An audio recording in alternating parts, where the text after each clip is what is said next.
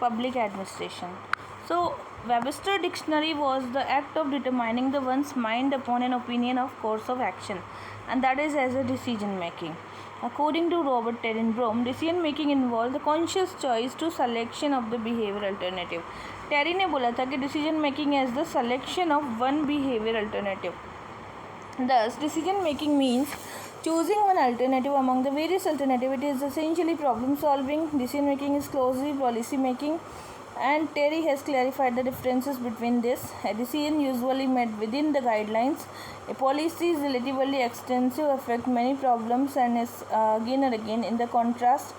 Decision apply to a particular problem and a non-conscious type of uses.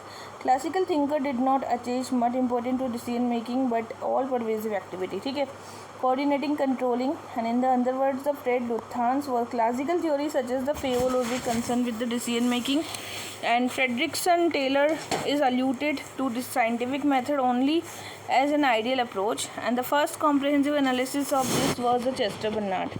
ठीक है, and he observed the process of decision are largely technique by narrowing choices.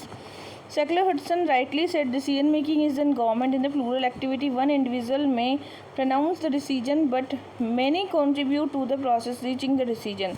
Millett ने बोला था personal differences among the individual and role played by the knowledge in the decision making. Institutional and personal limitations होती हैं. Simon ने बोला था कि it's a concept is foremost decision theories define the decision making, the optimal rational choice. ठीक है, according to Simon decision making pervade the entire organization, that is decision are made at all level. He equated admission with decision making as the every aspect of the revolving the decision making. ठीक है, so this is POSDCORB and PO triple C was given by the Fayol. Simon was the very critical in the classical approach, and it was the advocacy principle of the administration having a universal approach. He challenged their universal validity and the proverbs occurring mutually contradictory, where he argued before one can establish any principle, one must able to describe exactly how an administration organization look.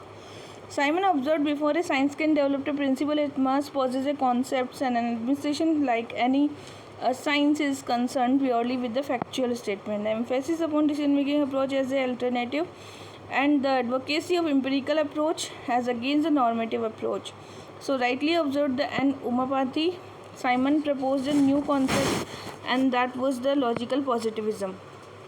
Now, base of decision-making: legal limitation, budget, mores, fact, history, internal morale, staff, nature, program and subordinate. Simon का जो decision making है that is the factual premise and effect जो होते हैं, और values भी होते हैं. किसी भी डिसीजन को जब हम लेते हैं तो they are some factual premises and some values.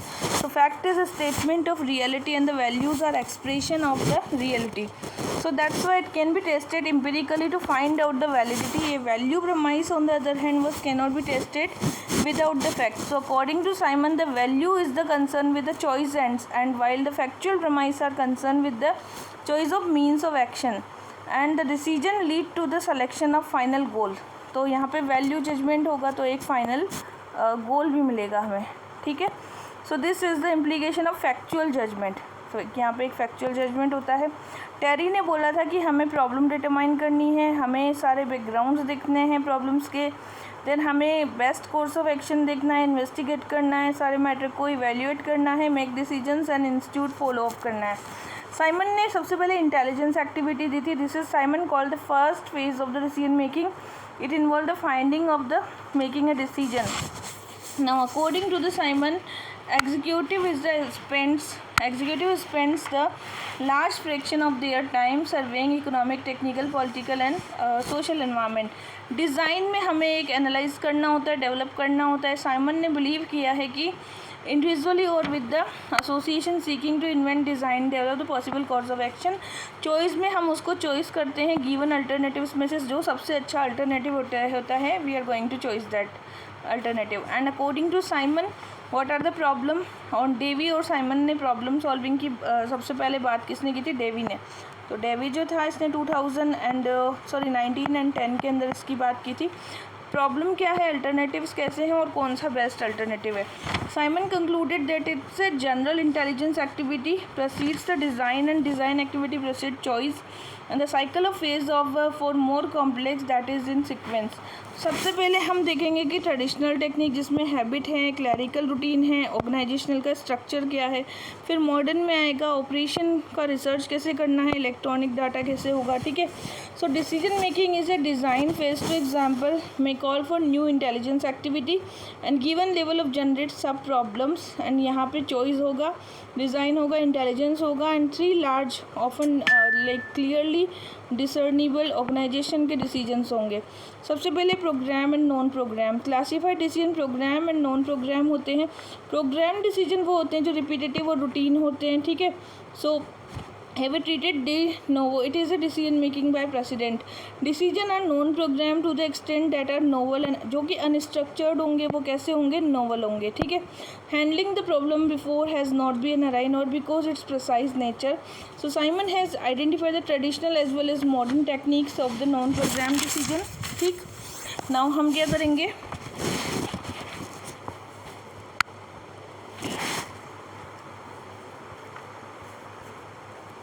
अगला था हमारे पास में कि टाइप्स ऑफ डिसीजन। तो ट्रेडिशनल में तो judgement, institution, creativity, rule of thumb और सिलेक्शन ऑफ ट्रेनिंग आएगा, जबकि मॉडर्न में ह्यूरिस्टिक प्रॉब्लम सॉल्विंग अप्रोच होती है एंड आपको ट्रेनिंग दी जाएगी। कंस्ट्रक्टिव ह्यूरिस्टिक कंप्यूटर प्रोग्राम्स होते हैं, ठीक है। साइमन और मार्श ने administration was responsible for routine activities and long term planning भी होती है, लॉन्ग टर्म डिसीजंस भी होते हैं। तो इन्होंने ग्रेशम लॉ ऑफ प्लानिंग की बात कही थी। It's imply that routine drive out non program, जबकि non program decision drive out हो जाएंगे कैसे, रूटीन से। तो this is the Gresham law, इसी को ही हम क्या कहते हैं, ग्रेशम्स लॉ बोलते हैं। ये इसने बताया था, साइमन ने बताया था, ठीक है। Generic and unique decision. Peter Drucker in his popular book the practice of management, किसकी थी, ड्रकर की थी। ड्रकर ने लिखा था practice of management. This resemble the program and non program. Organisation and personal decision. Chester Barnard classify the decision organisation and personal decision and that was the executive in the individual capacity. Policy and operating decision further classified होते हैं policy में and fundamental characters में। By contrast the operation decision are meant for the executing the policy. Individual and group decision. तो individual group decision based होते हैं जो कि decision making process के लिए इंपॉर्टेंट होते हैं। Group decisions are on the other hand those that are made a group manager, ठीक है। मॉडल्स जो है, साइमन का मॉडल है जो कि है bounded rationality model. Decision making also known as the behavioural alternative model, इसको बिहेवियरल अल्टरनेटिव मॉडल भी कहा जाता है, इकोनॉमिकल रैशनल मॉडल भी कहा जाता है। साइमन ने rationality as the selection of the preferred behaviour alternative, इसमें ऑब्जेक्टिविटी क्या है, द करेक्ट बिहेवियर क्या है, उसके बाद में सब्जेक्टिविटी क्या है, maximising the attainment of the actual knowledge, consciously rational degree होनी चाहिए और डेलिबरेटली रैशनल डिग्री भी हो सकती है, ठीक है। So that was given by the Simon. And overseeing organisational relationship with the personally rational model होता है, ठीक है ना। साइमन ने बिलीव किया है कि टोटल रैशनैलिटी पॉसिबल नहीं है, मैक्सिमम डिसीजन करना है हमें तो उसके लिए सेटिस्फाइंग डिसीजन ही हम प्राप्त करते हैं, और this is called as the bounded rationality. क्योंकि अगर एक एडमिनिस्ट्रेटिव मैन है तो वहाँ पे इंफॉर्मेशन के फैक्टर्स होते हैं, नेचर, टाइम का फैक्टर, कॉस्ट का, एनवायरनमेंट का, नेचर, अल्टरनेटिव अवेयरनेस का फैक्टर होता है, पर्सनल फैक्टर होते हैं, ऑर्गेनाइजेशन के फैक्टर्स होते हैं। इन सारे फैक्टर्स की वजह से ही are not able to take the final decision as a absolute. Dynamic nature होता है ऑर्गेनाइजेशन का, इम्परफेक्ट होता है, इंफॉर्मेशंस नहीं होती है, टाइम कॉस्ट कंस्ट्रेंट्स होते हैं, ठीक है। कम्युनिकेशन का कंस्ट्रेंट होगा, पर्सनल फैक्टर्स हैं, डिसीजन मेकिंग में भी अवेयर ऑफ पॉसिबल अल्टरनेटिव्स अगर वो अवेयर ही नहीं है।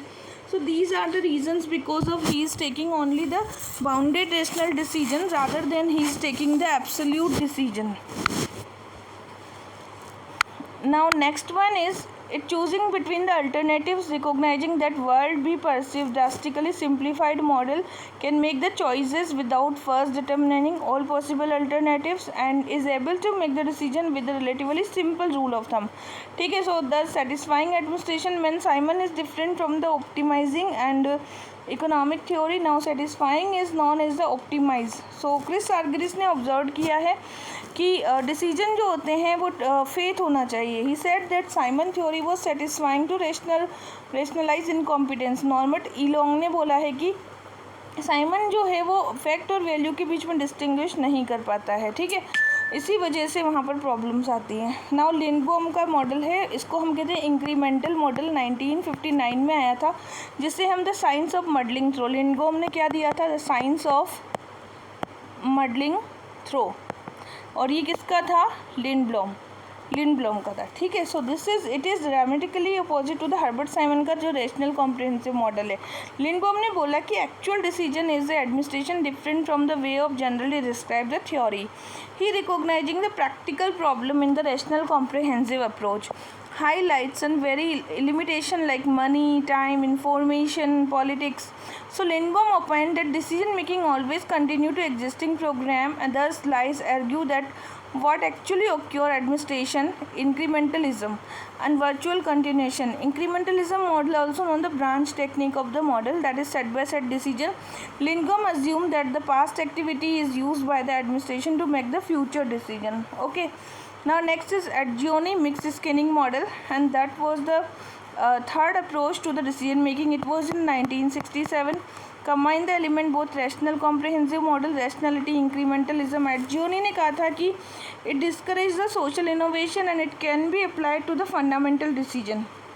ठीक है। फिर है ड्रोर का मॉडल, ड्रोर ने ऑप्टिमल मॉडल दिया था, and that was the policy making re examine, the policy analysis was the optimal model to किसका था, ड्रोर का, and that was is a combination of economically rational model and extra rational. तो extra rational और economically rational model दिया था किसने, ड्रोर ने। उसके बाद ड्रोर ने बोला था कि it is A qualitative not quantitative. Qualitative होता है रेशनल, एक्स्ट्रा रेशनल एलिमेंट्स होते हैं, बेसिक रेशनल एलिमेंट्स होते हैं, concern with the meta policy and build the feedback. So Dror says that optimal model has three principle, meta policy, policy and post policy. Dror advocated the speedy development of the policy and describe the policy science are partially described as a discipline, and now policy issue knowledge concerned with the knowledge which is related to the specific policy, and Rohr is the, और रमकी बसु ने भी इसको फिर favour दिया था, ठीक है। Now next model अब हम पढ़ने वाले हैं कम्युनिकेशन। कम्युनिकेशन मिलेट ने डिस्क्राइब किया है इसको ब्लड स्ट्रीम। तो मिलेट ने कम्युनिकेशन को क्या बोला है, it is A blood stream, ठीक है, it is A blood stream. तो कम्युनिकेशन को मिलेट ने बोला था, और पिफनर ने इसको क्या बोला था, पिफनर ने इसको बोला था हर्ट बोला था, ठीक है। So he called as a foundation of cooperative group activity. Peter Drucker ने कहा कि good communication is foundation for sound administration. Wiener ने इसको सीमेंट बोला था। टेरी ने कहा था कम्युनिकेशन इज ए लुब्रिकेंट। तो टेरी ने इसको क्या बोला था, दैट इज़ ए लुब्रिकेंट, ठीक है। अब ये कुछ डेफिनेशंस हैं जो कि हम क्वेश्चन सॉल्व करते हैं तभी करते हैं। अभी अपन थोड़ा सा इसकी थ्योरीज को अंडरस्टैंड कर लेते हैं, ओके। सो सबसे पहले कि ऑर्गेनाइजेशन जो है वहाँ communication has a three aspect. Internal communication होता है, एक्सटर्नल कम्युनिकेशन होता है, और इंटरपर्सनल होता है। Internal communication concern with the relationship of the organization, upward communication for the relationship with the management, downward for the employ, and the former consist the reports of the work problem across the communication that is co equal to the authority. So external communication deal with the relationship of organization and public relationship, ठीक है। Media जो होती है ये होती है visual, audio and audio visual media, ठीक है। तो इनेबल द गेन अवेयरनेस, हमें प्रॉब्लम्स की अवेयरनेस पता होनी चाहिए, प्रॉब्लम को कैसे सॉल्व करना है, implementation decision, promote the sense of unity, encourage करना है information, help to the personal, ठीक है। थ्योरेटिकल कंट्रीब्यूशन में हेनरी फ्योल जो थे फर्स्ट थिंकर थे जिन्होंने कॉम्प्रिहेंसिव एनालिसिस किया था प्रॉब्लम ऑफ कम्युनिकेशन का, provided a meaningful solution for the gangplank किसने दिया था, हेनरी फ्योल ने। चेस्टर बर्नार्ड ने कोऑपरेटिव सिस्टम की बात की थी, and the willing to contribute the communication thus viewed the communication as a vital and shaping forces, in the other word the absence of suitable technique we can do anything, okay. Now next है हमारे पास में Herbert Simon जो थे इन्होंने decision making की बात की थी, and it is a obvious for the without communication there is no organisation. Like Barnard Simon also stage the informal channel, इसने इनफॉर्मल चैनल्स की बात की थी, ग्रेपवाइन कहा था उसको इसने, and the informal communication system built around the social relationship. Simon highlighted the importance of informal channel of grapevine valuable for public opinion. फिर आए थे नॉर्बर्ट वीनर, इसने साइबरनेटिक्स या फिर इसको ग्रीक वर्ड को काइबरनेटिक्स भी दिया था। Wiener says that organisation was a more in direction of positive entropy, and that organization have a natural tendency towards the disorder or disintegration and self-destruction. So this tendency of organization system can be arrested the methodological information and organization system are reached to the negative entropy. तो वहाँ पर सब कुछ खत्म हो जाता है, इसलिए हमें इंटीग्रेशन की तरफ जाना है. And observe the Hickson Goulet Wiener concept of system control by information feedback and he describe the adaptive system and independent upon the measurement and the correction. So process है, सबसे पहले नॉइज़ होता है, encoding, message, channel, decoding and the receiver. ठीक है, ये पूरा का पूरा किसने, शैनन और वीवर का ये जो है मॉडल है. सोर्स जो होता है इनिशिएट करता है सब कुछ. ठीक है, क्या नीड से, क्या इंटेंशन से. इनकोडिंग में हम कन्वे करते हैं, ट्रांसलेट करते हैं कोड्स को.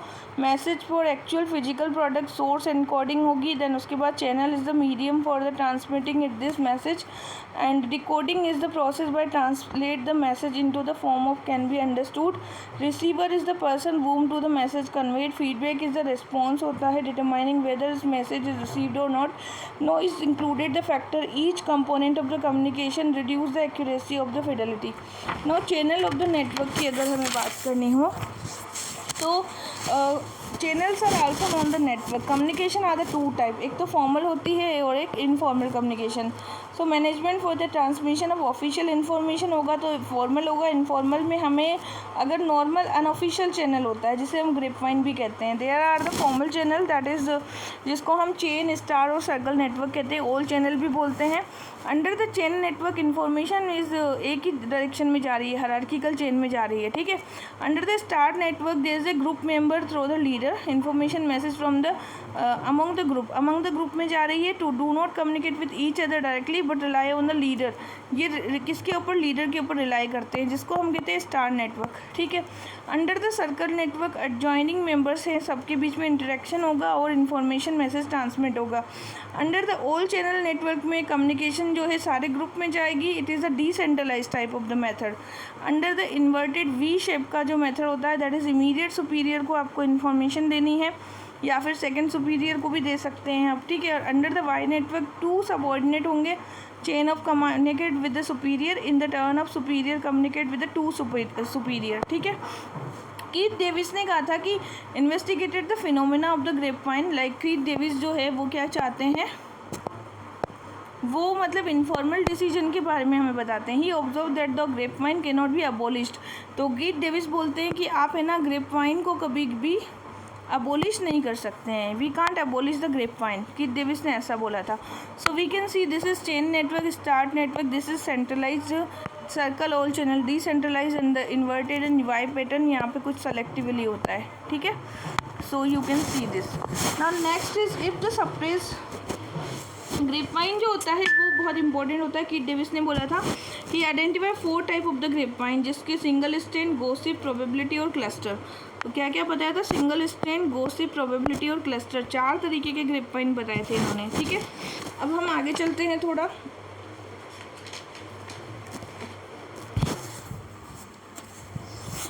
अगला है कि सिंगल स्ट्रैंड दिख रहा है, गॉसिप भी दिख रहा है, फिर प्रोबेबिलिटी है और फिर क्लस्टर भी दिख रहा है. Under the single strand the information passes from 1 to 1 जा रही है information. Under the gossip the member communicate non selectively, कोई भी सिलेक्शन नहीं है, किसी को भी डाल दो. Under the probability network information passes according to low probability, इससे मतलब randomly with the other for the communicate. Under the cluster network the information passes selectively, यहाँ पे कोई सिलेक्शन होता है. ठीक है, नाउ द बैरियर भी होते हैं. एक तो सिमेंटिक बैरियर है. ठीक है, सिमेंटिक मतलब लैंग्वेज डिफ़िकल्टीज़ हैं, जो कि ग्लोबल ग्रुप 1945 में रुडोल्फ फ्लैश ने बताया था इसको. टेरी ने इसको intentional words not refer to can be pointed out, Terry ने भी इसको समझाया. फिर आइडियोलॉजिकल बैरियर्स होते हैं जो कि डिफरेंसेस होते हैं बैकग्राउंड के अंदर. प्रिफनर ने इसको कहा था कि अगर बैकग्राउंड में कुछ डिफरेंसेस है एजुकेशन या एक्सपेक्टेशन में वो. ठीक है, फिल्टरिंग का मतलब होता है सेंडर का जो पर्पसफुल डेलिब्रेट मैनिपुलेशन कर ले, अगर इन्फॉर्मेशन को कोई मैनिपुलेट कर रहा है that is known as the filtering. ठीक है, and that is determining mainly the number of level of organisational structure. Now next one क्या है हमारे पास में, डॉगमेटिज्म का मतलब होता है एटीट्यूड या जो ओपिनियन है वो डिफरेंट है, इन्फॉर्मेशन जो है वहाँ पे कुछ कॉन्फ्लिक्ट्स हैं सिचुएशन में। Hollow effect is the result of the two valued thinking. इसको हिक्स और गुलेट ने बताया था। इसमें एक डाइकोटोमस होता है, एक गुड हो सकता है, एक बैड हो सकता है। स्टीरियोटाइपिंग है तो it is the expectable due to inadequate distinction of the events. ठीक है, कम्युनिकेशन में कुछ इनएडिकेट है। अदर बैरियर है lack of will power, absence of definite and recognizing mean, size of the organization, cultural and feedback barrier. हमें बताना है what is the element of principle. Clarity होनी चाहिए, consistency, adequacy, timefulness, uniformity, flexibility and the acceptability. हमें सबसे पहले खुद को इन्फॉर्म करना है, फिर म्यूचुअल ट्रस्ट, फिर find the common grounds of experience, mutually known words, have regard to the context, secure the hold the attention, employ examples क्या है, प्रैक्टिस क्या है। सो एक MIS सिस्टम है। MIS is the important for the means of application of the information, involve the generating process, transmitting the information and problem solving. Control theory is essential to every organization for the achievement of the help the organization maintaining equilibrium and for the organizational functioning। ठीक है, now next one कुछ theories आएंगी जो कि इसे छोड़ के यहाँ आ जाते हैं। The process of control consist of the 4 step. पहला है कि स्टैंडर्ड्स को आप मेंटेन करो। ठीक है, इसमें आप रिजल्ट दोगे, क्लियर टर्म्स में दोगे। ठीक है, तो एक्सप्रेस करना है क्या क्वांटिटी है, क्वालिटी है, मनी, टाइम कितना खर्च हुआ, तो प्रॉपर स्टैंडर्ड्स होने चाहिए। दूसरा, आपको परफॉर्मेंस को मेज़र करना है कि कितने लोग हैं ऑर्गेनाइजेशन में, किस तरीके से वो performance, intelligence, accurate, reliable, objectives क्या हैं उनके।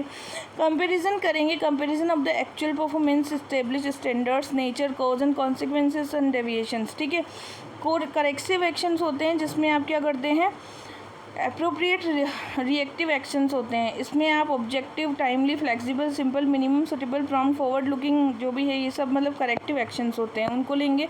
टेक्निक क्या है, पर्सनल ऑब्जर्वेशन, आप पर्सनली जाकर के ऑब्जर्व करोगे प्रॉब्लम को। कंट्रोल रिपोर्ट्स, जितनी भी रिपोर्ट्स हैं स्पेशल कंट्रोल रिपोर्ट्स बनती हैं, इसमें आप इन्वेस्टिगेट करेंगे। मैनेजमेंट बाय एक्सेप्शन है, under this technique only exceptional deviation report to the top management. एक एक्सेप्शनल पर्सन नहीं होगा जो कि टॉप मैनेजमेंट बाय एक्सेप्शन बोलते हैं जिसको। ठीक है, इट इज़ टाइम सेविंग, इससे आपका समय बच जाता है एंड कंट्रोल भी प्रॉपर हो पाता है। And technique under the scientific management है, management by exceptional. Now management by objective Peter Drucker ने 1954 में दिया था। In the words of George ऑर्डिनॉन, the system is the management by objective can be described the process of the superior subordinate manager organization jointly identify the goals and term of result expected to measure the guide of operating units and contribution to each other। Management information system है जो कि decision making के, problem solving के लिए important है। इसमें आप performance देख सकते हैं, डिवाइजिंग करेक्टिव एक्शंस देख सकते हैं। मैनेजमेंट ऑडिट किया जाता है, attainment of the goal, improvement of the performance, इसके लिए आप ऑडिटिंग करेंगे। पार्ट जो है दैट वाज बूज का है। पार्ट किसने दिया था, बूज ने दिया था एंड एलन ने दिया था। Use to designing, planning, controlling objectives of the sequential relationship. Critical method जो है सीपीएम पार्ट का ही मेथड है। Most critical for the completion of the identified, it is the concern cost dimension. Performance appraisal बनाया जाता है जिसमें आप सारा स्टैंडर्ड्स कितने हैं apart from the adoption, corrective measures and promotion of the good personal practice. Budgetary controls होते हैं, it is the process finding out the being done comparison between the corresponding budgets and zero base होता है performance PPBS। Classical thinker है गोली कुर्विक। Further assume the people organization that tend to be the hence asserted by the most people must be controlled to get put forth for towards the attainment of the goal। MP folate ने fact control की जगह man control की बात की, situational factors को बताया था। ठीक है, एंड सिचुएशंस की बात बोली थी। बिहेवियरलिज्म जो दिया था Mayo, Chester Barnard and Simon ने दिया था, and that was support the MP Follett. They view the organisation situation phenomena and they assume the people of position not inherently dislike the work but responsible for the work. And self direction, self control होता है। Control should be non coercive, non directive, reward होना चाहिए। ठीक है, self control होना चाहिए, fact control होना चाहिए। That was behaviouralism. Amitai Etzioni ने physical, material and symbolic control की बात की थी। फिर इन्होंने विप और lock and the threat to the use the physical ascribe coercive power होती है। The material is a good service for control the purpose and this is use for symbol of control purpose. So this was यहाँ पे normative power and utilitarian power, two types of powers are there. Now what is the leadership theory? Leadership theories जो हैं which is very important for us to be discuss. Okay, तो देखो leader जो होता है ना, दैट इज ऑर्गेनाइजेशन के goals को अटेंड करने के लिए. कीथ डेविस ने बोला है कि without leadership organisation is a model of the man and machine. ठीक है, कितने बोला था? कीथ डेविस ने बोला था कि ये एक मॉडल हो जाएगा, model of the man and machine. ठीक है, so that was by the Keith Davis.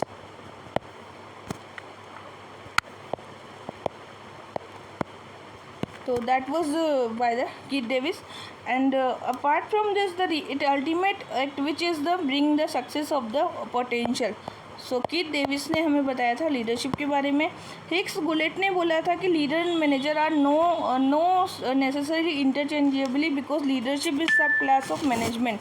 तो हिक्स और गुलेट ने क्या बताया था? लीडरशिप जो होती है वो सब क्लास होती है किसकी? मैनेजमेंट की. ठीक है, अब कुछ थ्योरीज हैं, इसको अभी छोड़ के हम मेन थ्योरी की तरफ आ जाते हैं. मेन थ्योरी है कि फोलेट जो है इसने सर्कुलर रिस्पॉन्स की बात की थी. लीडरशिप ऑफ पोजीशन जो होता है, leadership hold the position. And Allen ने he differentiated between the personal leadership and the management leadership.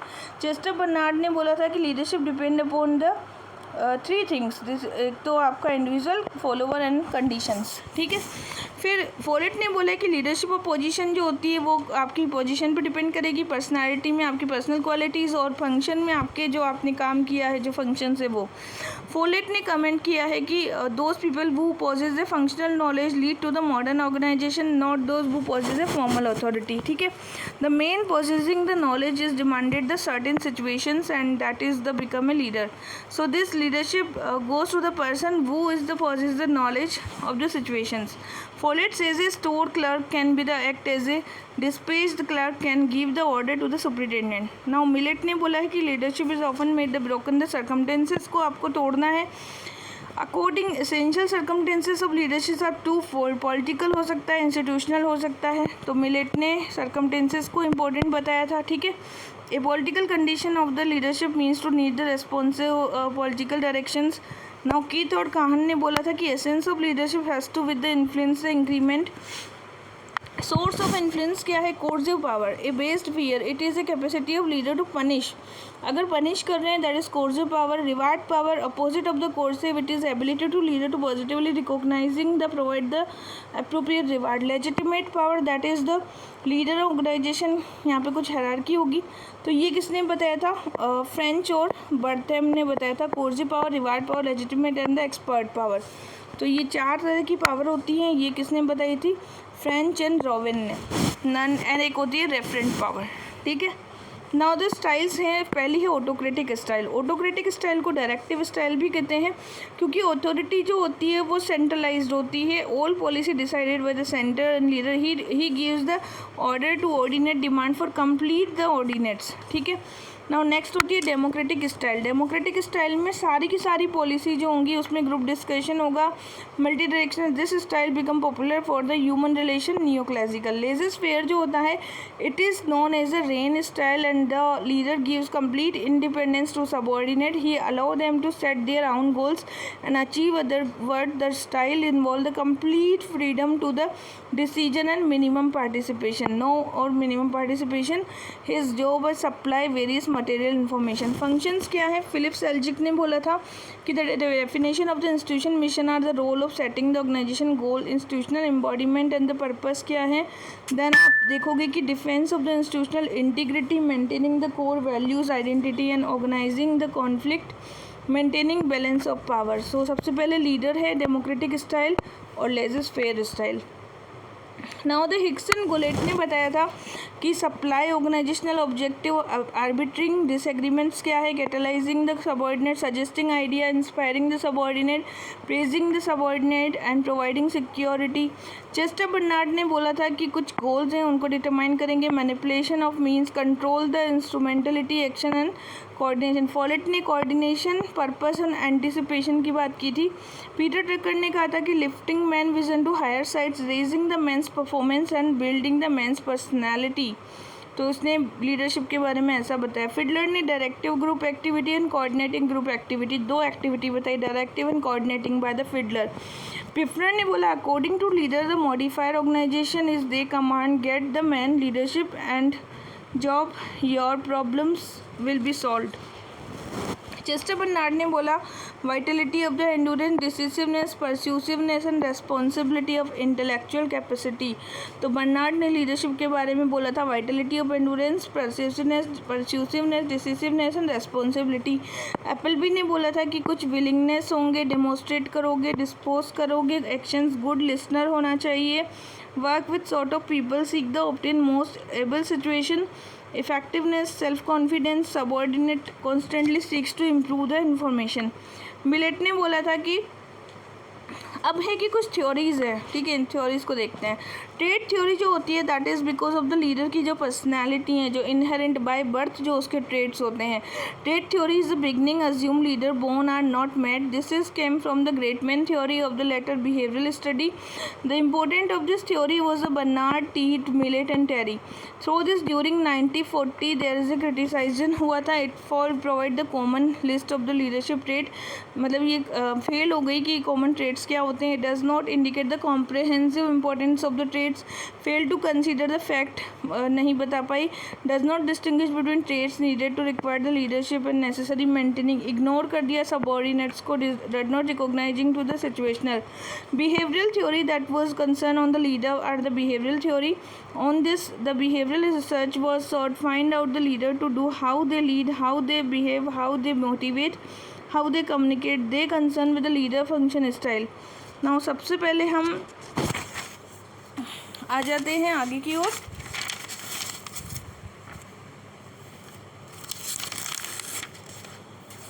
कुछ लीडरशिप की थ्योरी है। पहला है आयोवा स्काइल। आयोवा स्काइल जो था कुर्ट लेविन का था और रोडन फिलिपिट का था। ये ऑथोरिटेरियन, डेमोक्रेटिक लेजिस्लेचर और डेमोक्रेटिक स्टाइल को सबसे अच्छा बताया। फिर ओहियो स्टाइल फ्लिशमैन का था, इन्हें स्ट्रक्चर और कंसिडरेशन के बारे में बताया, combination of the initiating structure. Michigan जो था लिकर्ट का था, और प्रोडक्शन सेंटर्ड एम्प्लॉय सेंटर, इसने एम्प्लॉय को ज़्यादा इंपॉर्टेंट बताया। फोर सिस्टम रेंसिस लिंकर्ट का था और इसने भी पार्टिसिपेटिव ग्रुप को सबसे अच्छा बताया। ठीक है, नाउ हम आ गए हैं आगे की ओर, जिसमें हमने देखा है मैनेजरल ग्रिड थ्योरी। ये 1964 में Robert Blake and Jane Mouton की थी। It is renamed the leadership grid that was in 1991।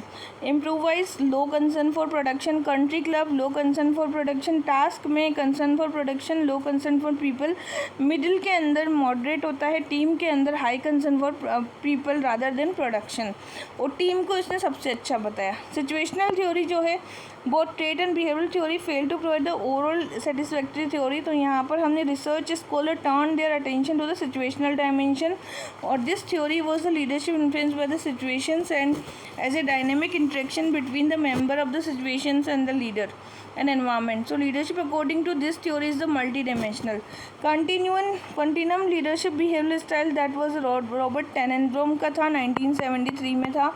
It is subordinate situation and the two end of the continuum consisting the style of behavior both centered and subordinate center। continuum contingency model Fiddler का था, that was in 1967। effectiveness of the leader is a task क्या है, position क्या है, least preferred co-worker कौन है, similarity between the opposites and task oriented, human oriented जो भी है। ठीक है, फिर पाथ गोल थ्योरी मार्टिन एमर्सन हाउस की थी, based on the expectancy theory of the motivation. The effectiveness किस पर बेस्ड है, एक्सपेक्टेंसी थ्योरी पर। ठीक है, expectancy theory, participation and the achievements and continuum for two factor, characteristics of the subordinate and the environment, subordinate कैसे हैं और उसका एनवायरनमेंट कैसा है। ठीक है, फिर उसके बाद में क्या आया था, after then there was a 3 dimensional model जो कि था रेडिन का। 1970 में रेडिन ने इस मॉडल को प्रपोज किया था, जिसको हम कहते हैं 3 डायमेंशनल मॉडल। इसमें इन्होंने 3 dimension task, relationships and effectiveness of the identity, 4 ineffective styles जो कि effective style, execution, development, benevolent, autocratic and bureaucratic style बताई। डिसीजन मेकिंग मॉडल था जो कि leader participative, Victor Vroom and Philip Yetton का था। तो decision participation model Victor Vroom का था एंड येटन का था। These variables are the performance of quality decision, degree of acceptance and the time required to make this decision. तो effective room और येटन का था. लाइफ साइकिल मॉडल जो था ये पॉल हर्से एंड ब्लैंचार्ड का था. Model focus on the maturity of the follower and continuity of the affecting the leadership, telling, selling, participating वगैरह. Now motivation theory of the Maslow. So motivation derived from the Latin word mover, to move. In the organization context of motivation, Francis Likert ने किसको motivation the core of management बोला. ठीक है. There was a category of the motivation theories and content. So while making the distinction between this, Luthans ने the content theory of this identifying the needs and more concern with the cognitive into the motivation efforts and more important. Just Chandan observed that content theory of from the determining the specific drive attempt to the various motivation theory. ठीक है. तो यहाँ पर क्या है कि traditional theory थी वो मोनिस्टिक थी, इकोनॉमिकल थी, कैरेटिस्टिक पर बेस्ड थी. लेकिन जो न्यू थ्योरी है इसमें सबसे पहले हमने देखा कि फिजियोलॉजिकल नीड्स, फिर security, social esteem and self actualisation, इस तरीके से एक पिरामिड बनता है नीड्स का. Abraham Maslow was the classical paper a theory of the human motivation, need hierarchy theory and personality and the motivation दिया था 1954 में.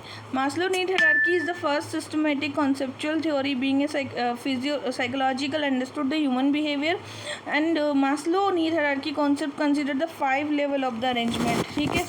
तो यहाँ पे फिजियोलॉजिकल नीड्स के बारे में बताया गया जिसमें हमने बायोलॉजिकल नीड्स बताई, फिर सिक्योरिटी नीड्स, सेफ्टी, सोशल में लव आएगा, एस्टीम में ईगो आएगा एंड सेल्फ एक्चुअलाइजेशन में self fulfilment of the potentials. And code Goldstein ने सेल्फ एक्चुअलाइजेशन को सबसे पहले डिस्क्राइब किया था.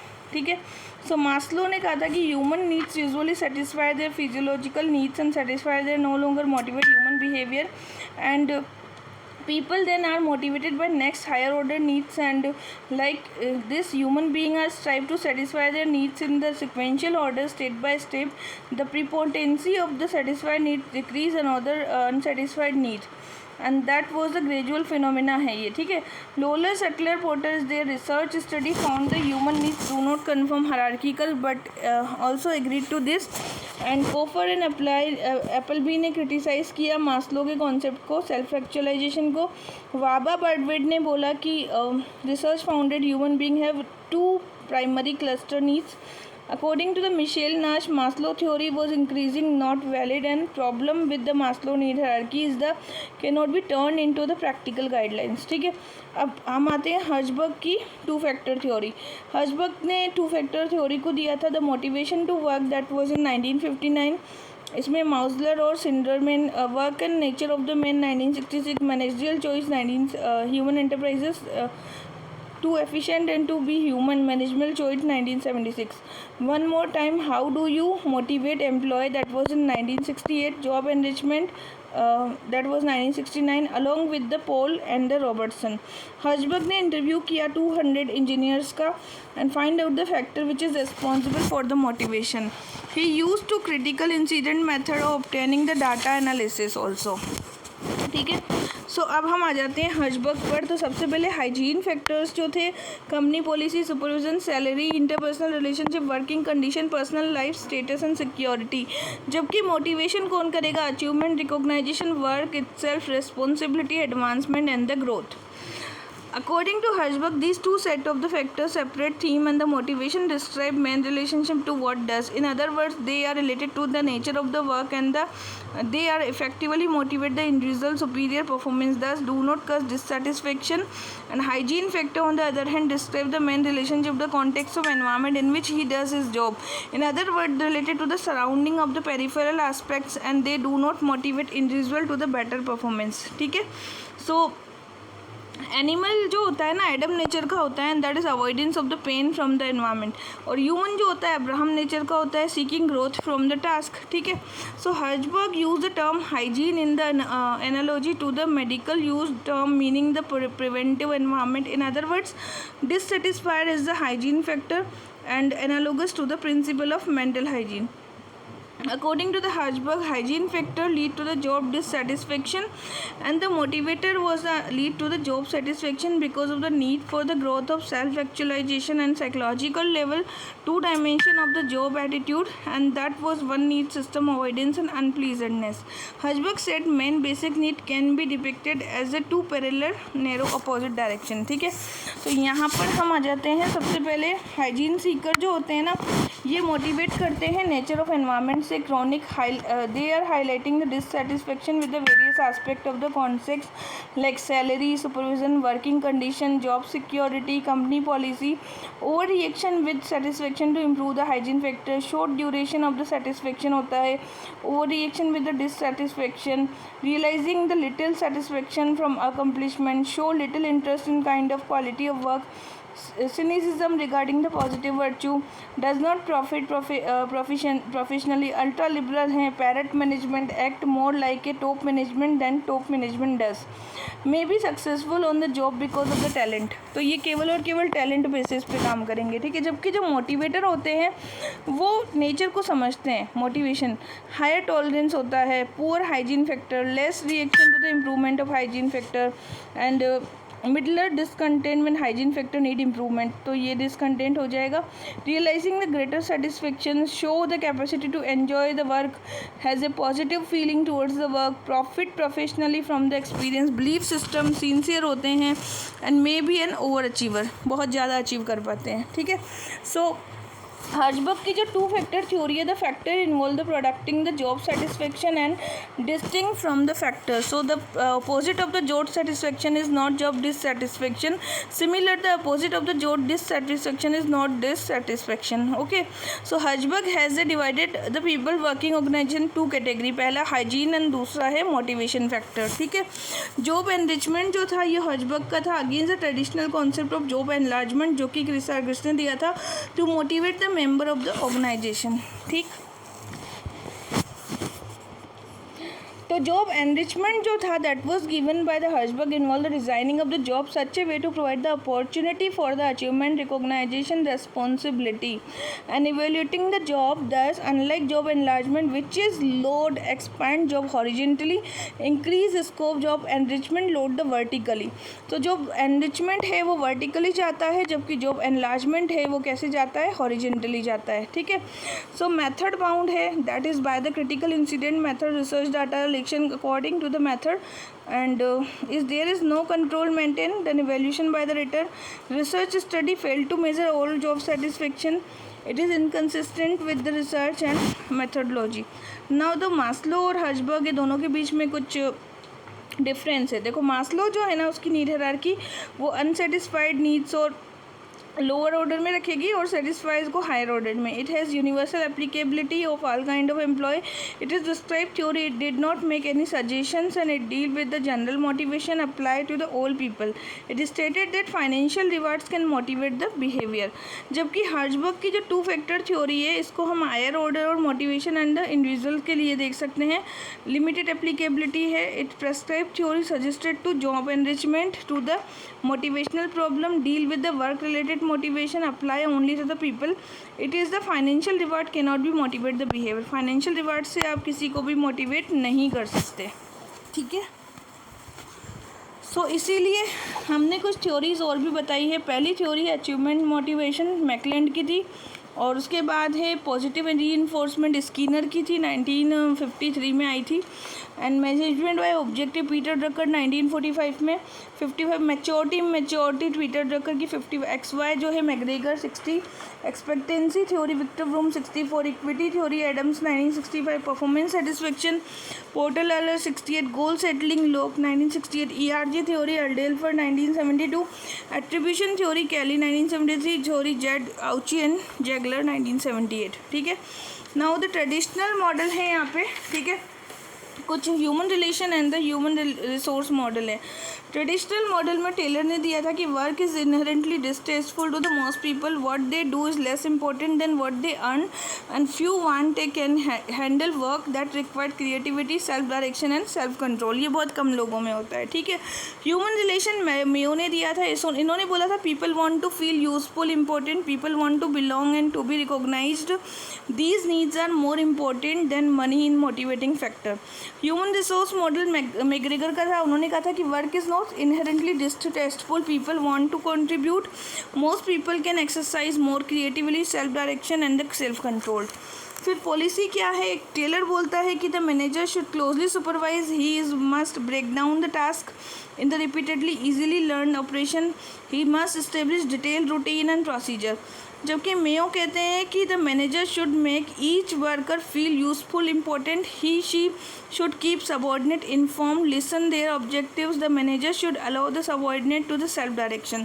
जबकि डगलस मैग्रेगर कहते हैं the manager should make use under utilisation of the human resources, ही और she must create the environment and he or she must encourage the full participation of the matter of broadening the subordinate self direction and the self control। ठीक है। Now next में इसने क्या बताया था कि जो टेलर है वो बोलते हैं कि people can be tolerate work if पे द डिसेंट, मतलब अगर डिसेंटली उनको पे करोगे तो वो वर्क करेंगे, and if task is simple enough the people are closely control, अगर टास्क सिंपल होगी तो पीपल भी कंट्रोल्ड हो पाएंगे।